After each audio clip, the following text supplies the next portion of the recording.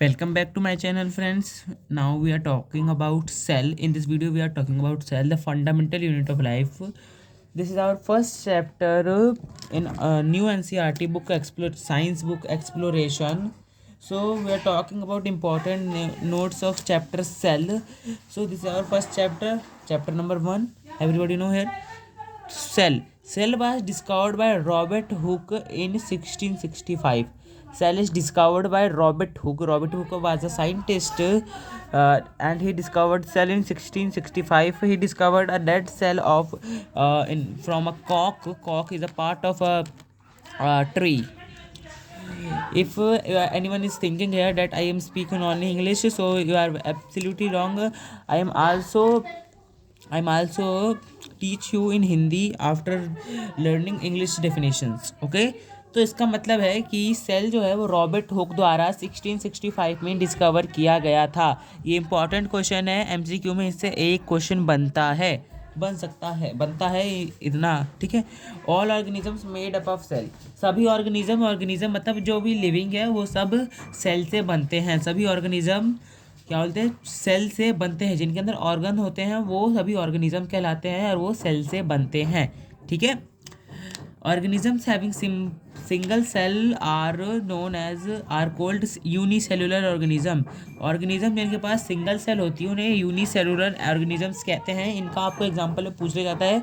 इनके एग्जांपल क्या है, इसके अमीबा है, पैरानीशियम है और बैक्टीरिया है। और मैं आपको बता देना चाहता हूँ कि अगर आप किसी भी चीज़ की डेफिनेशन लिखते हैं तो उसके साथ एग्जांपल लिखना बहुत इंपॉर्टेंट है। अगर 2 नंबर का क्वेश्चन है तो 1 नंबर आपको एग्जांपल पे मिलने वाले हैं, और 1 नंबर का क्वेश्चन है तो आधे नंबर आपको एग्जांपल पे ही मिलेंगे।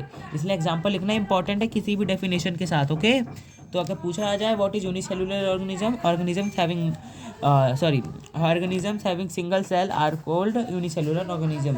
Next, organisms having more than one cell are known as multicellular organism. Organism जिनके पास एक से ज़्यादा सेल होते हैं उन्हें मल्टी सेलुलर ऑर्गेनिजम्स कहते हैं। Example human being, animal, plant. और आपको कभी कभी क्वेश्चन में फंसा दिया जाता है, फंगी ऑप्शन में दे दिया जाता है। क्या दिया जाता है ऑप्शन में दे दिया जाता है आपको फंगी। तो फंगी क्या है, एक मल्टी सेलुलर ऑर्गेनिज्म है, ना कि एक यूनिसेलुलर ऑर्गेनिज्म है, okay. Next, cell is the चलिए Cell is the fundamental structure, functional and basic unit of life that perform a lot of function in human body। क्या मतलब, मैंने क्या कह दिया, फंडामेंटल यूनिट ऑफ लाइफ का मतलब होता है कि कुछ भी फंडामेंटल चीज़ है वो सेल द्वारा की जाती है। फंडामेंटल क्या, बेसिक होता है। फंडामेंटल एक टाइप का बेसिक होता है, मतलब कोई भी बेसिक वर्क, कोई भी इंसान जो है वो अपने लाइफ को ना फंडामेंटल एज अ सेल ही करता है। जब मदर के वॉम में, जब माँ के गर्भ में बच्चा रहता है तो वो एक सिंगल सेल रहता है। उस सिंगल सेल से ही हमारे ऑर्गन्स डेवलप होते हैं, ब्रोक डिवीजन हो के, ठीक है। और ये स्ट्रक्चरल है, मतलब यही हमारे बॉडी का स्ट्रक्चर बनाता है, इसलिए स्ट्रक्चरल इसे भी कहते हैं। और ये फंक्शनल यूनिट है, मतलब ये बहुत सारे बेसिक फंक्शन यही परफॉर्म करता है ह्यूमन बॉडी में, जैसे division of labour, extraction of waste, ये सेल ही परफॉर्म करता है। और जो हम ऑक्सीजन लेते हैं उसे भी ब्रेक डाउन करके हमारे लिए यूज़ लायक कौन बनाता है, सेल ही बनाता है। उसके बाद ये basic unit of life and smallest unit of life है, मतलब ये सबसे छोटा है, ये नहीं, ये बहुत इंपॉर्टेंट भी है, बेसिक है और स्मॉलेस्ट है, सबसे छोटा लाइफ ह्यूमन बॉडी में, ठीक है। इसकी एक साइकिल भी होती है, वो भी हम पढ़ने वाले हैं। All basic functions in human body being and चलिए एक सेकंड, मैंने पीछे लगता है शायद हाईलाइट नहीं किया जो इंपॉर्टेंट था। ये एक फंडामेंटल यूनिट है, स्ट्रक्चरल यूनिट है, फंक्शनल है, बेसिक यूनिट है ऑफ लाइफ है सेल। ये सब आप इसे आप इसे इस तरह हाईलाइट कर सकते हैं ताकि आपको कभी दिक्कत ना हो। आप पेज खोले अपना नोट्स वाला तो आपको तुरंत समझ में आ जाए, ठीक है। चलिए आगे बढ़ते हैं। Next, all basic functions in human being and any organisms are performed by cell. मैंने बताया था आपको बेसिक फंक्शन कौन परफॉर्म करता है ह्यूमन बॉडी के अंदर, सेल करता है परफॉर्म बेसिक फंक्शन, ठीक है। Next, each cell has certain specific components within its known as cell organelles. Cell organelles क्या होता है, सेल ऑर्गेनेलीज ये स्पेसिफिक कंपोनेंट होते हैं। सेल के अंदर भी बहुत सारे टाइप पार्ट्स होते हैं, उन्हें सेल ऑर्गेनेलीज कहते हैं। Each kind of cell organelles perform a specific special function. हर सेल ऑर्गेनेलीज का एक स्पेशल फंक्शन होता है, ठीक है।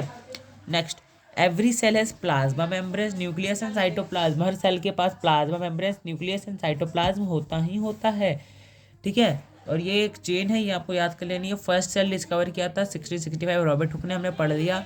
फर्स्ट लिविंग सेल 1674 में लोइन हॉक ने डिस्कवर किया था। ये पॉन्ड वाटर का लिविंग सेल, ये डेड सेल इन्होंने डिस्कवर किया था रॉबर्ट हुक ने, और लोइन हुक ने लिविंग सेल किया था, ओके। अगर क्वेश्चन में आ जाए फर्स्ट सेल किसने डिस्कवर किया था, सेल में हमें डिफाइन नहीं किया गया है कि लिविंग नॉन लिविंग, तो फिर हम रॉबर्ट हुक की लगाने वाले हैं, आंसर लगाना है। न्यूक्लियस ऑफ सेल किसने डिस्कवर किया था, न्यूक्लियस ऑफ सेल 1831 में रॉबर्ट ब्राउन ने डिस्कवर किया था। रॉबर्ट ब्राउन ने न्यूक्लियस ऑफ सेल डिस्कवर किया था। प्रोटोप्लाज्म हमारे डिस्कवर किया था 1839 में, पुरकेंजी के द्वारा किया गया था। 1839 में प्रोटोप्लाज्म डिस्कवर किया गया था। हम ये सब समझेंगे कि सब होता क्या है, न्यूक्लियस क्या होता है, प्रोटोप्लाज्म क्या होता है, ये सब हम समझने वाले हैं। सेल थ्योरी किसने दी थी, सेल थ्योरी एक है, उसको 1938 और 1939 में एक स्केल्डन और सोइन, दो जूलॉजिस्ट और बॉटनिस्ट थे जर्मन के, उन दोनों ने मिलकर बताया था कि से जो सभी ऑर्गेनिज्म से हर प्लांट और एनिमल सेल से ही बनता है। जूलॉजिस्ट ने एनिमल का बताया है और बोटनिस्ट ने प्लांट का बताया था, ठीक है। और ये विर्चो 1835 में इन्होंने बताया था कि जो न्यू सेल है वो पुराने सेल से, प्री एग्जिस्टिंग सेल से ही आते हैं, मतलब पुराने सेल से ही नए सेल बनते हैं, ठीक है। और ये पूरी चेन आपको याद रखने लिए है। और सेल थ्योरी किन्होंने दी थी, स्केल्डन, शॉन और विर्चो का भी नाम इसमें ऐड किया जाता है, ठीक है। नेक्स्ट पढ़ते हैं आगे। Plasma membranes and cell membranes, plasma membranes और सेल मेम्ब्रेन्स बराबर दोनों एक ही होते हैं, यहाँ पे और लगना चाहिए था, ये गलत लगाया है, और लगेगा प्लाज्मा मेम्ब्रेन्स और सेल मेम्ब्रेन्स, ठीक है। Next, it is outermost covering of the cell that separates the contents of the cell from its external environment. ये आउटर मोस्ट कवरिंग होती है, किसी भी सेल की आउटर मोस्ट कवरिंग होती है। जब हम सेल का डायग्राम बनाएंगे तो उसमें हम समझेंगे इसे। और ये बचाता है कि सेल के अंदर जो कंपोनेंट्स है, सेल ऑर्गेनलीज है, वो बाहर ना आए सेल के, और जो बाहर जो वेस्ट सामान है वो अंदर ना आए, इसीलिए इसका यूज़ होता है। ये एक बाउंड्री वॉल है, ये प्रोटेक्ट करता है सेल को। और नेक्स्ट है हमारा, it's also allows the entry and exit of some material in and out of the cell. It also prevents movement of some other material, so it is called selectively permeable membranes. ये जो membranes होता है ये entry and exit पे allow करता है कि भाई कौन किसे अंदर आना है और किसे बाहर जाना है। ये भी यही डिसाइड करता है कि किसे अंदर आना है, किसे बाहर जाना है। और ये प्रिवेंट करता है मूवमेंट की, ताकि कोई सेल के अंदर जो कंपोनेंट है वो बाहर ना चले जाए। इसीलिए इसे सेलेक्टिवली प्रीमेबल मेम्ब्रेन्स भी कहते हैं, SPM कहते हैं, क्योंकि ये सेलेक्ट करता है कि कौन अंदर जाने लायक है, किसका अंदर काम है और किसको जाना जरूरी है, उसके बाद ही अंदर जाने देता है। प्लाज्मोलाइसिस एक प्रोसेस होती है, इसके बारे में हम जानते हैं। Plasmolysis is the process of shrinking of the cytoplasm of a plant cell due to loss of water by osmosis when the cell is placed in a hypertonic solution. As a result, the plasma membranes pulls away यहाँ पे गलत कर दिया है, ये जो है ये अलग है, यहाँ पे pulls away from the cell wall, ये होना चाहिए था इसका, ठीक है। ये है, ये न्यूक्लियर मेम्ब्रेन्स नहीं पढ़ना आपको, ठीक है। इसका मतलब है प्लाज्मोलाइसिस जो श्रिंक होता है, श्रिंक मतलब सिकुड़ जाना जब साइटोप्लाज्म होता है, सेल जो सिकुड़ जाता है, क्यों होता है, ऑस्मोसिस के द्वारा उसके अंदर हाइपरटोनिक सोल्यूशन के अंदर डालते हैं, या वे होल्ड पे रखते हैं इसे, हम किस पे रखते हैं, होल्ड पे रखते हैं इसे। पहले हम हाइपरटोनिक सोल्यूशन और ऑस्मोसिस समझ लेंगे, उसके बाद हम यहाँ पर आएंगे, ओके। चलिए तो फिर समझते हैं। नेक्स्ट हमें पढ़ना है डिफ्यूजन क्या होता है।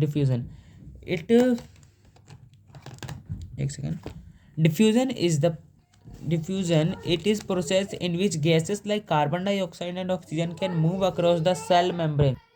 तो फिर हम पढ़ने वाले हैं भी डिफ्यूजन क्या होता है। It is a process in which gases like carbon dioxide और oxygen can move across the cell membrane.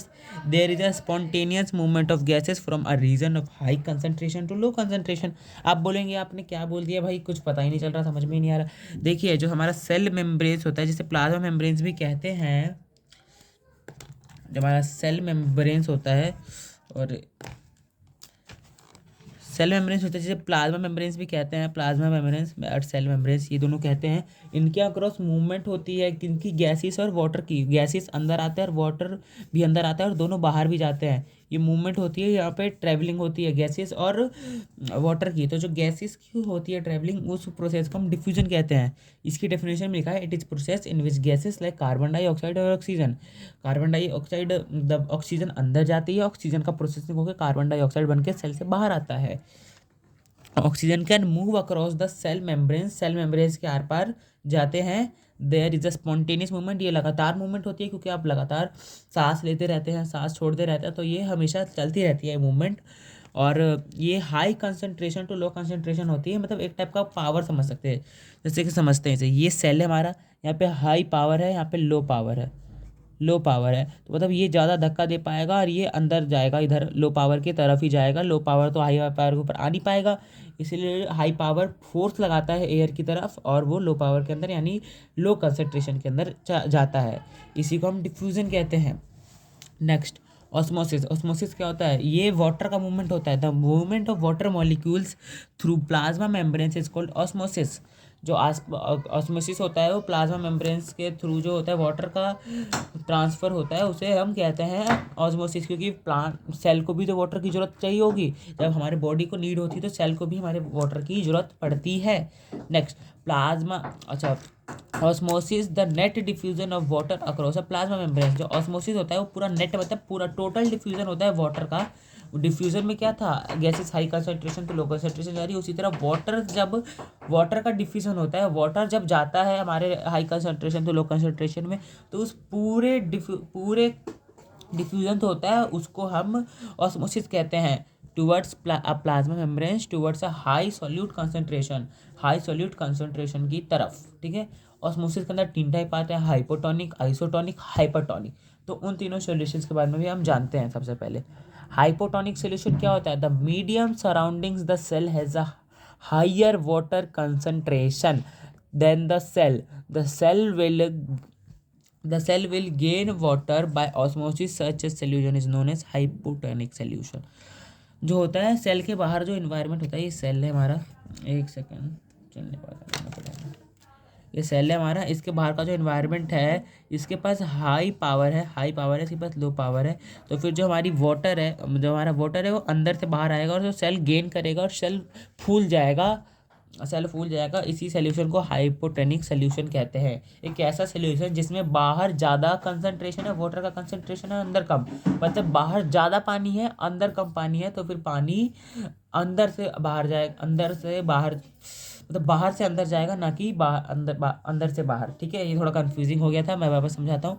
इसमें होता है कि एक बीकर लिया आपने, बीकर में आपके पास ज़्यादा पानी है, सेल में जितना पानी है, सेल में 1 ml है, मान लीजिए सेल बहुत छोटा है, इससे भी छोटा होता है, और फिर बाहर है 100 ml पानी, तो 100 ml पानी में से ही सेल के अंदर पानी जाएगा, ना कि 1 ml पानी से 100 ml में पानी जाएगा, ठीक है। मतलब बाहर से अंदर जाएगा पानी, अगर बाहर ज़्यादा पानी है सेल के अंदर से, इसे कंसंट्रेशन कहते हैं।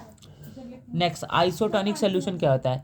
If the medium has exactly the same water concentration as the cell, there will be not movement, there will be no movement of water across the cell membrane. Such a cell membrane, गलत लिखा, such a solution is called isotonic solution, ठीक है। ये लिखना पड़ेगा हमें।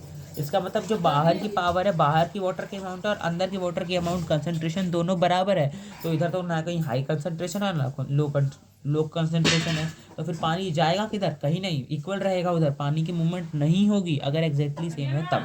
और hypertonic solution होता है इसके अंदर, इसका मतलब होता है a hypertonic solution is a solution that has a higher concentration of solute and lower concentration of solute as compare to the cell. मतलब जो सेल के अंदर होता है, सेल के अंदर हाई कंसंट्रेशन होता है और सेल के बाहर लोअर कंसंट्रेशन होता है, तथा सेल के बाहर पानी जाता है और सेल श्रिंक होता है। When a cell is placed in such solution, अगर सेल को हम ऐसे सोल्यूशन में डालते हैं तो फिर जो वाटर है वो बाहर थ्रू आउट हो जाता है और सेल जो होता है श्रिंक होना स्टार्ट हो जाता है, मतलब छोटा होना स्टार्ट हो जाता है। यही हमारा प्लाज्मोलाइसिस में था।